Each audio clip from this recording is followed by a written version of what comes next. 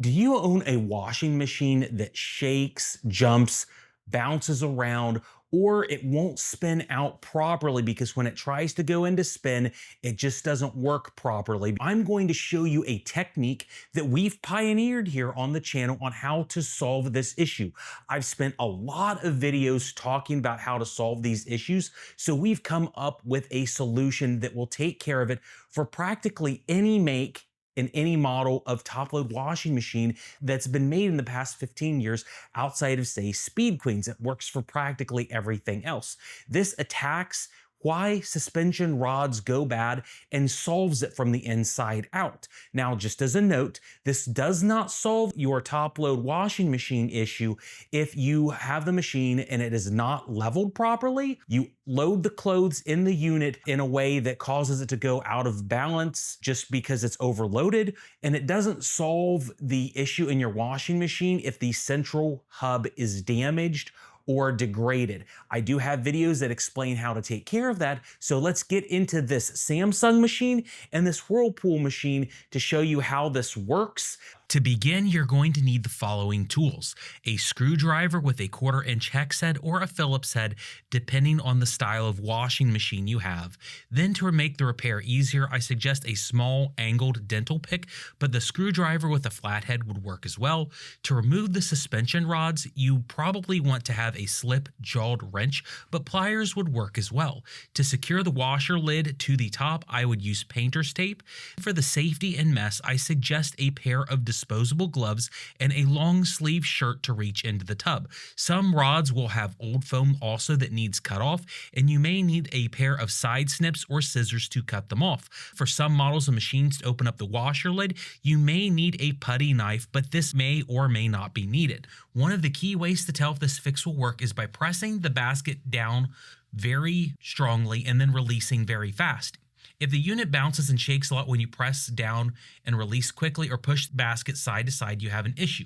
It should return to center, snapping back into place rather than moving around much at all. That means the rods are definitely needing refurbished. Here's a quick overview for Whirlpool and Samsung style machines, and I do have a few videos on these models as well as my Dia and a few others. To start with, for Samsung, you want to start by removing the 2 screws on the back of the machine with a Phillips head screwdriver. There's one on each side. Then you need to remove the screw holding the wire trunk cover in place. Some washers from Samsung will have small foam pieces on the front sides that hide 2 additional screws, but it will vary from model to model, and this one did not have them. So the next step is to take a putty knife and press it into the front of the lid to press the hidden clips in to unlock the top of the washer. Some styles of Samsung machines will require you to pull the lid and top forward, then up. When you have the lid up, I'm going to use painter's tape to secure the lid on the washer to the top so it doesn't fly backward when we lift it up. Some Samsung washers will allow you to tilt the lid backwards and it will lock in place on some holding fingers, but others do not. In the case of this particular machine, I needed a piece of wood or some other way to suspend and hold it up. Next, let's go to the Whirlpool machine to access the rods. Next, there are 3 screws on the back of the machine, almost identical to the Samsung. One on the left and one on the right, and then one holding the wire trunk in that needs removed.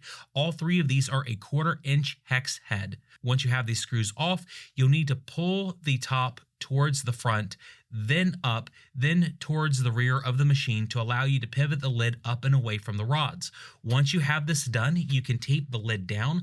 I do this with the lid partially up so I can put more tape underneath the lid to ensure that the tape doesn't fail and the lid just fly backwards. With the lid taped, you can carefully pivot the lid up and rest it on top of a wall if you want. There are 2 small fingers that will hold the lid into place to ensure that the lid doesn't fall off the top, as you see here. Some other Whirlpool machines do require a different set of instructions. You'll see this right here on another Whirlpool machine that's a newer style Whirlpool and or Maytag. That is only on machines that are generally made since about 2023 or newer. For the next step, I'm going to show you how to remove the rods from each machine, but it does vary a little bit from model to model. To remove the rods from a Samsung machine, use a pair of pliers to lift the rod up from the chassis where the rod sits, and then towards the tub through the slot in the washer, then let the rod rest downward. On the tub itself, the bottom of the rod has an identical slot. You can slide the bottom of the rod through this hole to unseat the rod from the tub and away from the unit. Hopefully, this makes sense. Getting a camera to show this action inside is not quite easy, but it takes very little time to unseat the rod from the Samsung machine that we have in the video. For the Whirlpool systems, it varies by year and model. Some have these slots on the top and bottom. Most of the older ones do not. If you do not see any slots on your machine, the action is going to be somewhat similar. Use pliers to pull the rod upward and then out, but since there's no slot, you would need to dislodge the small plastic cup that holds the shepherd hook into the rod as seen here. You would then press the cup down and away to unseat it. This does require a bit of strength. One option you could use to take some of the strain off would be to put a block underneath the tub to lift it up a little bit, so you don't have to hold the rod on with one arm and then use the other to pull the rod up and out. Whirlpool has 2 or 3 variants of these rod systems. This one has a slot in the tub, but a fitting is here that prevents the rod from being immediately removed like the Samsung. In this case, you have to reach in with your arm and press the 2 sides of the black clip in and then remove the rod like you see here. It is quite annoying, and I do suggest long sleeves to get to this point. For other systems, you'll need to put the washer top down, lock it into place, and then tilt the unit against a wall to get underneath the machine like you see here to pull the rod from underneath. This is primarily for older Whirlpools. If you can't press the tabs on the suspension rods from the top going down, you could do it this way as well. Okay, now that we have a rod out of a Samsung machine and a rod out of a Whirlpool machine, let's go over why in the world this would be a good idea to refurbish your rods instead of repairing them. And then how do you even do that? Since I got multiple brands, makes, and models here. As of this video, this is what you get when you purchase the Bounce Be Gone grease from bens-appliances.com. You get the 50 milliliters of the damping grease, the applicator stick for the grease, 4 Whirlpool suspension rod foams, 4 Samsung foams, 2 alcohol towelettes to get rid of the grease if you get it on you, and then a card with an instructional QR code, which is probably going to just be this video. With these Whirlpool systems, you'll use a dental pick or flat-bladed screwdriver to press into the plastic cap and then separate the upper and lower caps from each other. It's a pretty tight fit, and it does take a few moments to work the pick around to separate the caps, but it typically likes to pop off. Once you have the cap off, you see that there is a foam dampener in the Whirlpool system, but it's also this way on my Dia as well. This is a brand new or almost brand new Whirlpool OEM rod, so the foam is intact and has a lot of resistance into the cap itself, but also into the rod as well. If your system has issues, it's going to be damaged. The foam will slide way too easily when you pull it away from this small bell housing that it's resting in. Going forward, this is the Samsung style rod. You'll use the pick in a very similar way. The cap splits a little bit differently, but more importantly, the bell housing for the foam is different. You can use the pick here to gently pull the foam up and out of the bell housing. This is a third-party Amazon rod. There's no grease. There's only a slightly fitting dry pad. This is typically why the aftermarket rods from Amazon fail, because they don't have a very good damping system in them. Here's another random Whirlpool rod or 3. You'll notice that they all have the same foam in them, and that is why this process works so well. Going back to the Samsung, this is the rod we pulled off of the exact Samsung machine here. It comes apart identically to the other Samsung we just showed, but there is no foam in this style whatsoever. There's only grease. Samsung varies their system quite a bit, but when you compress and release the spring, you'll find that it dampens the springs quite well, even just with the grease. This is the issue with all the rods. If the foam and grease don't dampen properly, then your machine bounces around. It's not the spring. The grease that is on this machine is quite sticky.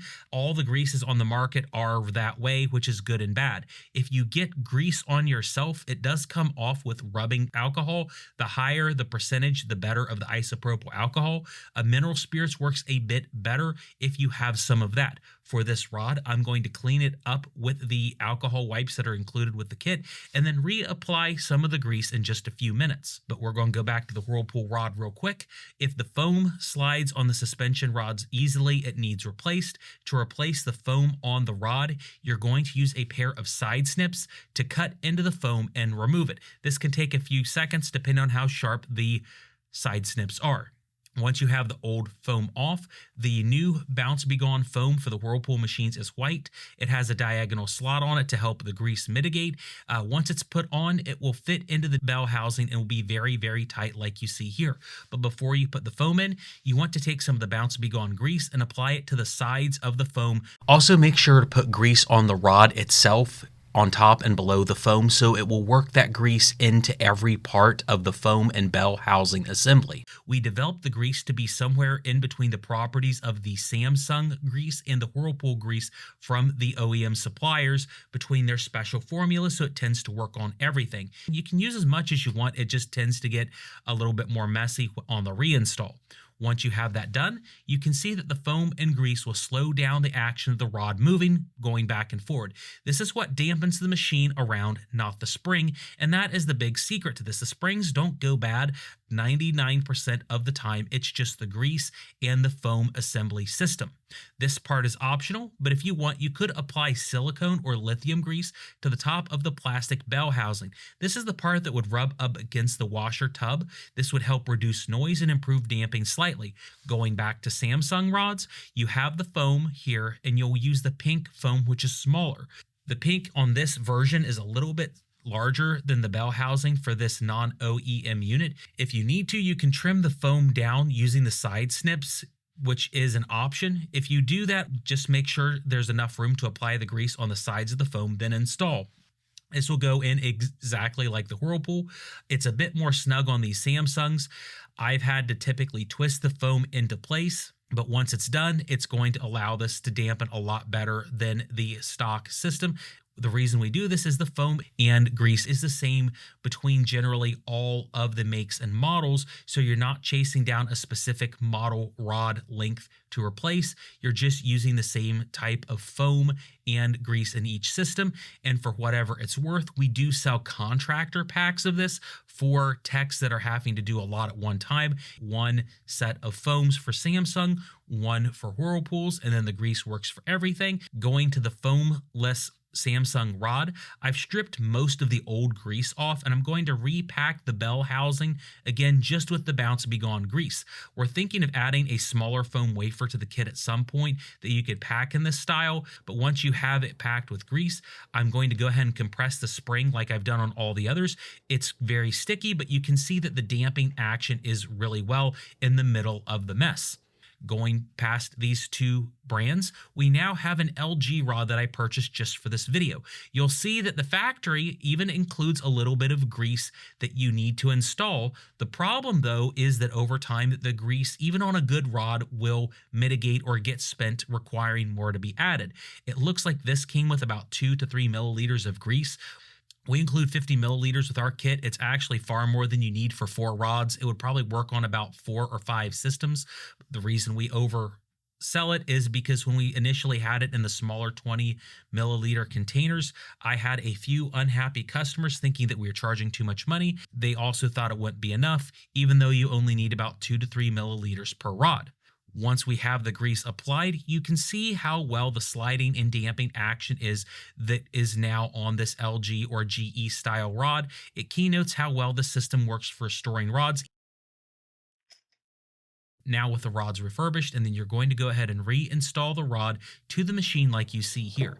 Use the pliers to hold the rod and slide it into the tub slot first, then the top of the chassis on the Samsung. At this point, you could also use the grease as a buffer between the washer chassis and the plastic rod cup. I've seen techs debate whether it's better to use the Bounce Be Gone to dampen this top or to use lithium grease. It's your choice. There's obviously enough in the 50 milliliter jar to use it instead of lithium, but that is your call. On the Whirlpools, it's going to be a similar process, but I would not grease it up until you get the rod and cup system installed. This was way too slippery on camera and took me a lot longer than it should have. Once you have that decided, reinstall the Whirlpool rod by inserting it into the tub housing first, either the top side down or by tilting the machine back and installing it from the bottom up if it's an older model. If you have the black retainer, it should clip into place as soon as the rod is inserted into the tub and pulled upward. Then you would use pliers to pull the rod up into the chassis and then install the retainer to the shepherd's hook.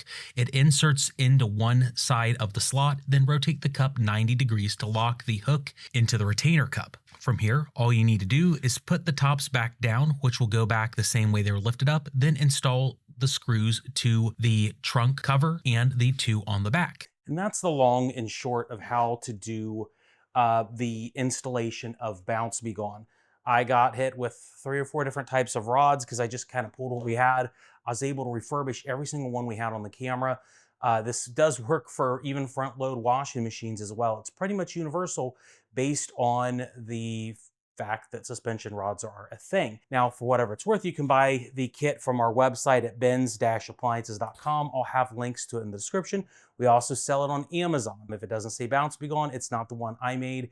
I'm sure there's going to be a lot of imitators out there that are making this kit, but the difference between theirs and ours is I actually fix appliances as a job. They are just trying to copy it and not understanding why this would work for appliances in the first place. So we are constantly working on making the kit better and better. Every time we go out and order, we listen to your advice and then we improve the kits. It's also distributed by Choice Parts. There's a lot of different places that use our kits now. It's, I would say, almost industry standard at this point, with thousands and tens of thousands maybe of happy people that have done this. I think it's a great fix for a lot of people so you don't throw out your washing machine. More to come on this for sure, but have a great day.